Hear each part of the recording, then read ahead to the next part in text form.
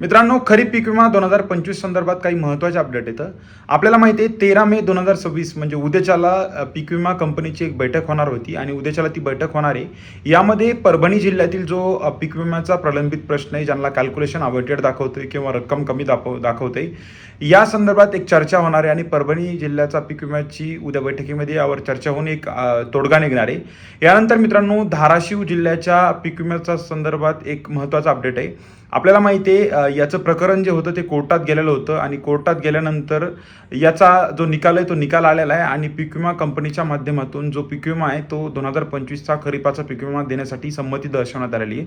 आणि हा जो पीक विमा आहे हा लगेच आता याची प्रक्रिया सुरू करून हा पीक विमा वाटप करण्यात येणार आहे. यानंतर मित्रांनो, यामध्ये सगळ्यात महत्त्वाचा प्रश्न असा आहे की यवतमाळ जिल्ह्याचा प्रश्न असेल, या संदर्भात देखील मीटिंग होणार आहे. आपण त्याचे अपडेट देखील बघितलेले होते. आणि मित्रांनो, स्पेसिफिक यामध्ये सगळ्यात महत्त्वाचा असा प्रश्न आहे की प्रत्येक जिल्ह्याच्या वेगवेगळ्या बैठका मुख्यमंत्र्यांनी किंवा म्हणजे मंत्र्यांनी घेण्याच्या ऐवजी एका विशिष्ट जिल्ह्याच्या बैठका घेण्याच्या ऐवजी प्रत्येक राज्यातील जिल्ह्यातील प्रत्येक शेतकऱ्यासाठी किंवा प्रत्येक जिल्ह्याच्या शेतकऱ्यांसाठी एक बैठक घेणं खूप महत्त्वाचं आहे. कारण की हजारो शेतकऱ्यांचे सध्या स्टेटस हे कॅल्क्युलेशन आउटडेट दाखवते. कुणाला पीक विमा दिसतोय पण तो पीक विमा अत्यंत तोकडा आहे, कमी आहे. सो मित्रांनो, या संदर्भात एक खूप महत्त्वाची म्हणजे एक बैठक होणं अत्यंत महत्त्वाचं आहे. कारण की एका जिल्ह्याच्या बैठका घेऊन प्रत्येक जिल्ह्याचे प्रश्न म्हणजे इंडिव्हिज्युअली सॉल्व्ह करण्यापेक्षा एक प्रत्येक राज्यस्तरीय बैठक घेऊन यामध्ये शेतकऱ्यांचे पीक विमा संदर्भात जे प्रश्न आहेत ते मांडण्यात यावे, ही खूप महत्त्वाची गोष्ट आहे. या संदर्भात मित्रांनो, आपले जे लोकप्रतिनिधी असतात त्यांच्याकडे तुम्ही मागणी करू शकता. आता आपल्याला माहिती आहे सगळीकडं मोर्चे वगैरे चालू येतं किंवा निवेदनं वगैरे देणं चालू येतं. बीड जिल्ह्यात असेल किंवा इतरही जिल्ह्यात असतील मित्रांनो, तर या संदर्भात कुठेतरी प्रत्येक आपापल्या लोकप्रतिनिधीकडून याची मागणी होऊन मुख्यमंत्र्यांच्या माध्यमातून, जसं मुख्यमंत्र्यांनी म्हणजे एक वचन दिलं होतं की 17,500 प्रति हेक्टरी आम्ही पीक विमा देऊ, त्या संदर्भात कुठेतरी मुख्यमंत्र्यांना या संदर्भात जाणीव करून देणं ही महत्त्वाची एक गोष्ट आहे.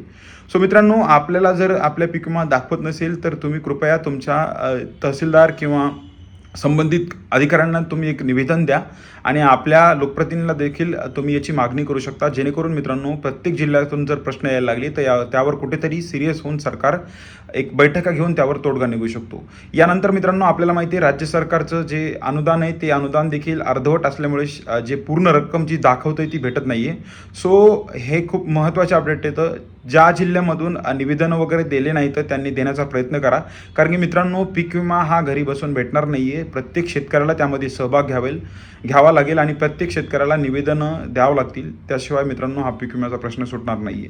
मित्रांनो, हेच कारण एक महत्त्वाचं आहे ज्यामुळे मी पीक विम्यावर जास्त व्हिडिओ बनवत नाही आहे. कारण की शेतकऱ्यांनी दररोजच्या दररोज व्हिडिओ बघायचे आणि त्यांना जो मूळ त्यांचा प्रश्न आहे पीक विमा कधी भेटणार हा प्रश्न अपूर्ण राहतोय. सो मित्रांनो, नक्की निवेदन देण्याचा प्रयत्न करा जेणेकरून आपल्याला पीक विमा हा वेळेवर भेटण्याचा मार्ग मोकळा होईल.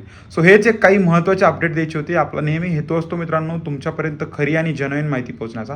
आपला जर व्हिडिओ तुम्हाला आवडला असेल तर कृपया चॅनलला सबस्क्राईब करा, या व्हिडिओला लाईक करा. धन्यवाद.